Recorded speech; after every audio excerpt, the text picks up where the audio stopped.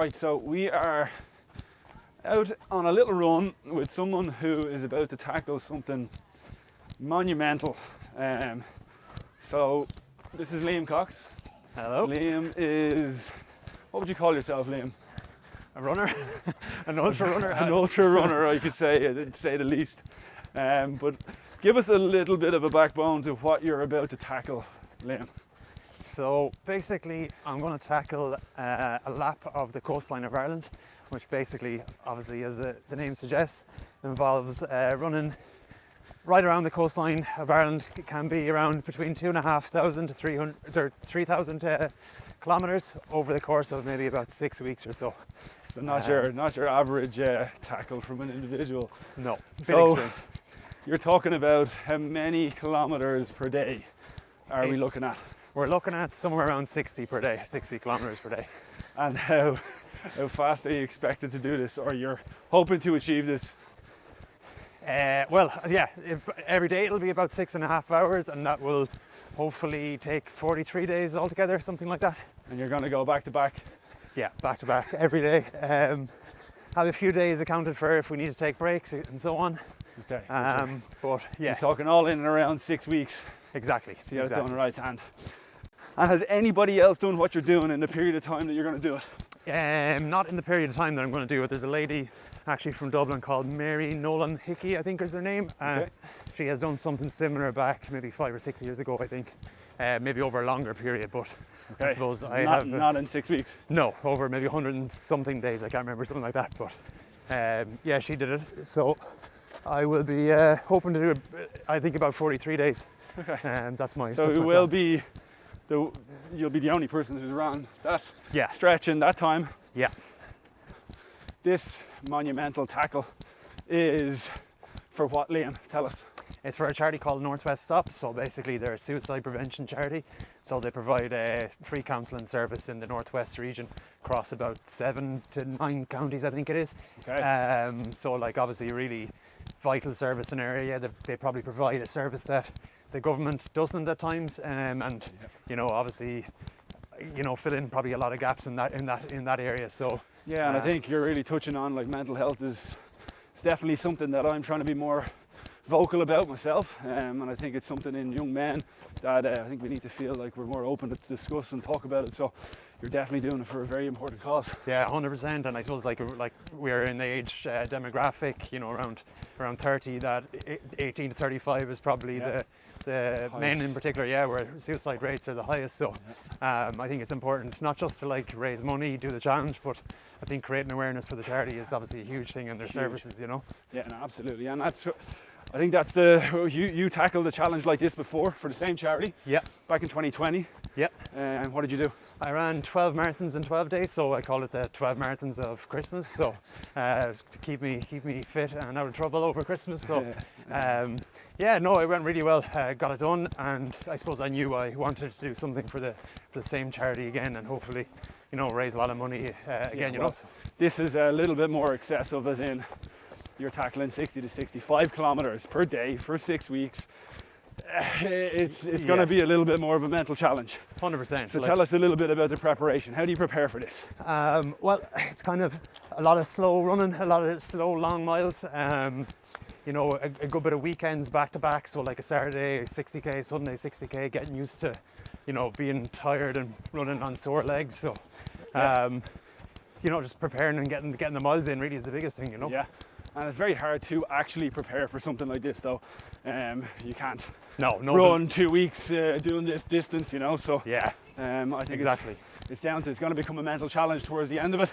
But I think that's what we're trying to do. We're trying to create the awareness. We're trying to create that awareness for people to jump on board. I think around we'll throw up the map of where Liam is going to be at the different timescales, and we hope running clubs, individuals, anybody who can get on board. I think you should definitely try and get out, join for 5, 10, whatever you can, whatever they want. Exactly. I think it's going to be 60 if you want. Well, I'd say there's a few people out there that will join you on the 60, but it won't be me. So obviously with a tackle like this, Liam, there's a lot of logistical challenges that you're going to face. You're out there for 6 weeks, you're on the road, you're obviously running, so you can't be organising certain things. tell us what are the challenges that you're facing, and what hopefully can we create awareness and support for you. Well, the main logistical challenge is the actual fact of moving around the country and moving from place to place, day to day. So I need probably a support driver with me at all times. I have a good few dates blocked off, but there's a few days, especially during the weeks, where I probably need people. Obviously, physios to look after my body would be great. That's something that we'll try and do. We'll try and create. If you're a physio out there and you're watching this and you're anywhere along the map that Liam is running, half an hour is all we're asking, and this will save him and make him continue on his journey. Physios, get with it. Okay, so then obviously you have hotel stays, food. Yeah, like any restaurants or cafes or anything. Exactly, you want to give us a bit of free grub, I'd probably need a good bit, so. You've got to fuel the man, he's not going to get through it. That'll save me a fortune. Yeah, brilliant. And obviously, like we say, the more money that we get, or the more donations that we get in that sense, means that the more money that he can donate to charity. So at the end of the day, every little helps, isn't it? Exactly, yeah, like that comes off my costs, so just more money goes to charity. So we obviously will have a lot of runners that might tune into this. So do you have any advice for the runners out there if you're about to tackle something new or something hard? What advice would you give them? Yeah, I'd say just go for something that really challenges you. Like I think we often are capable of more than we think we are, you know, and like I think doing things in groups, like for example, you know, a lot of people be training for the Dublin Marathon here at the moment. Yeah, like doing that in groups, it really kind of gives you one thing that you're all training towards, and you get strength from others and advice from others, and just the social element of it as well. So social and the push element, I think you definitely push yourself harder when you're in groups. So that's a great little bit of advice, I have to 100%. say. So right, what we can do is we'll have to wrap this up because I can't keep running.